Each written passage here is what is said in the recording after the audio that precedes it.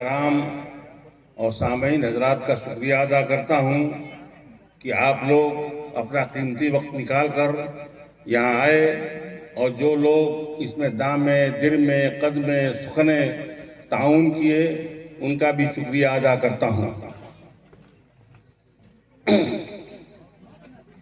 दोस्तों, आज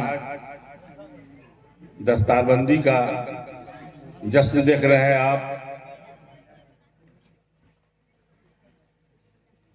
कुछ न कुछ तो दस्तारबंदी के इन हाफिज कुरान जो हमारे बच्चे हुए हैं उनके बारे में कहना भी जरूरी है। आज मुझे इतनी खुशी हो रही है कि शायद हमारे बच्चों की शादी में इतनी खुशी नहीं होगी।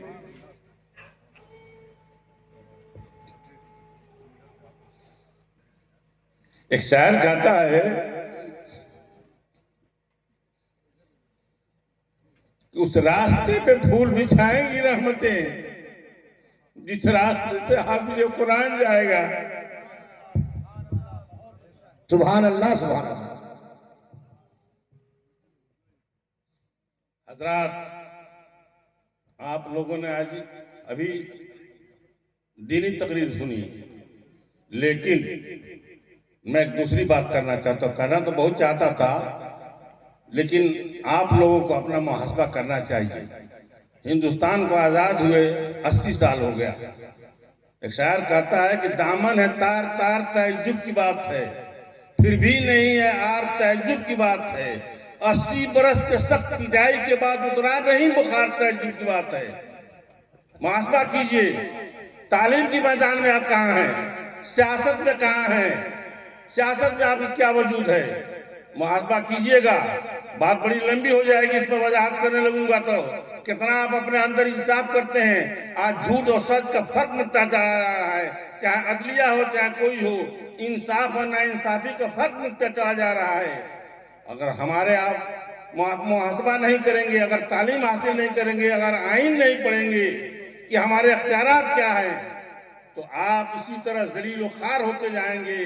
बहुत पहले, आजादी से पहले अकबर इलाहाबादी ने कहा था, रकीबों ने रपट लिखवाई है जा के थाने में कि अकबर नाम लेता है खुदा का इस जमाने में। वही वक्त आ गया है।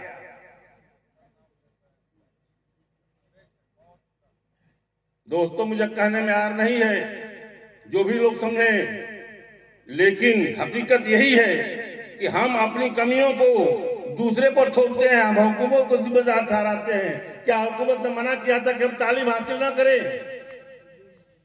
हुकूमत ने मना किया था? क्या हुकूमत ने मना किया था कि हम नमाज न पढ़ें? कहाँ हैं आप लोग, कहाँ हम लोग हैं? सियासी तौर पर कितने हम बेदार हैं? बात कभी सब पर अगर वजाहत करूंगा तो टाइम बहुत होगा, 1.5 घंटा से कम मैं स्पीच नहीं देता हूं। लेकिन ये आप लोगों को सोचना पड़ेगा कि हम आज कहां खड़े हैं। हमारी सियासी बेदार कितना है, हमारा इख्तियार कितना है, हम कितने मासी तौर पर मजबूत है। काम करना नहीं चाहता हूं। एक मिसाल मैं दे रहा हूं। एक दिन मैं आ रहा था, लार जा रहा था, हमारे साथ हम मास्टर इम्तियाज थे। एक बार्बर की दुकान पर दाढ़ी सेट करवाने जा रहा था। मैंने देखा कि दुकान पर कोई नहीं है। बगल वालों से पूछा था कहाँ के, वहां 2 लड़के बैठे हुए हैं। हमने कहा भैया जरा दाढ़ी सेट कर लो, मोबाइल देख रहे थे। कहना बैठिए अभी हम आ रहे हैं।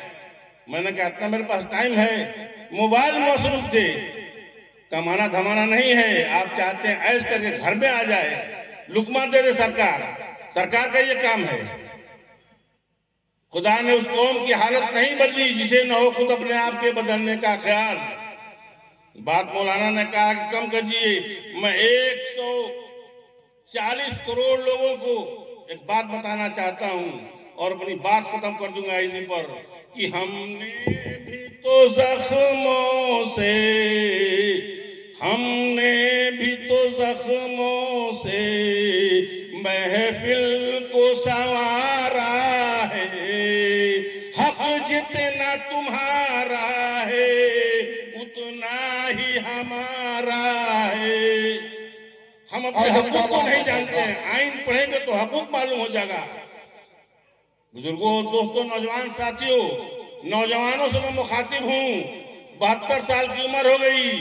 52 साल से इस मदरसे का खिदमत करता हूं। मैं नाजिम नहीं, अपने को खादिम समझता हूं। मैंने कभी नाजिम नहीं समझा, खादिम समझता हूं। इसलिए जमीन पर बैठ के मैं तकरीर सुन रहा था। मैं भी चाहता तो डाइस पर बैठ जाता, चाहता तो कुर्सी पर बैठता, लेकिन मेरे अंदर ये बात नहीं है। और बुजुर्गों, दोस्तों, मैं मुबारकबाद देता हूं माओ को जिन्होंने अपने बच्चों को हाफिज कुरान बनाया। मैंने भी बहुत तालीम हासिल की है, मैंने बीए किया, एलएलबी किया, प्रैक्टिस किया, लेकिन मेरे सर पर पगड़ी नहीं बांधी गई। आज वो लोग खुश नसीब हैं, वालिदैन जिन्होंने अपने बच्चों को हाफिज कुरान बनाया। बेशक बेशक। हाफिज कुरान बनाइए। ये हमारा दारुल मोहम्मदिया वरासत में नहीं मिला है, बहुत जाफसानी के साथ ये बिल्डिंग तैयार हुई और चुन चुन के मास्टरों को मैंने रखा।